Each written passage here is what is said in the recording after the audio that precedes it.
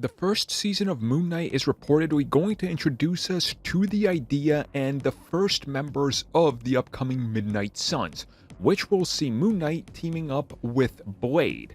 Now, how Morbius or anything else fits into this picture, well, you be the guess, and I guess we'll find out somewhere down the road. Now, what exactly is going to bring some of these people together?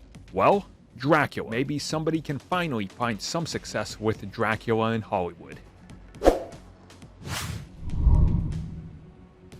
When it comes to history, when it comes to some of the most notable and most recognizable figures in the history of the last 500 years, when it comes to writing, TV, films, of course, having a pop culture sensation type of vibe that's everlasting, Dracula is one of these. The myth of the character goes beyond just entertainment. It's something that's still, in parts of the world, believed to be real. It's that hardcore. This is something that is one of those things that no matter where you go, what part of the world you go to, Dracula is recognizable. So it's not really surprising that Marvel Studios owns the character or a version of the character since he's public domain and want to use him. Now, what is shocking is that apparently those early rumors we heard of that Dracula would be appearing in Moon Knight and that Blade would be teaming up with Moon Knight to fight the character are actually true. Many reports are coming in, many insiders are reporting some stuff that's been verified, and apparently he is the secret and the overarching big villain that is going to reveal himself at the end or towards the end of the first season of Moon Knight and establish a bigger presence. Now, what we heard when originally they announced Moon Knight was that Dracula would be the villain and that Ethan Hawke was being looked at to play the character. Of course, Ethan Hawke was cast, but not as Dracula. He is going to be Sun God, or at least we think. They could take a twist or turn. We don't know, really. This is probably Marvel. They're going to say Dracula has been posing as the Sun God. I mean, the irony there, he's found a way to also be both or something. I don't know. They could do whatever. I mean, it's an amalgam version of multiple things that Marvel tends to want to do. So, yeah, I would honestly be okay with this.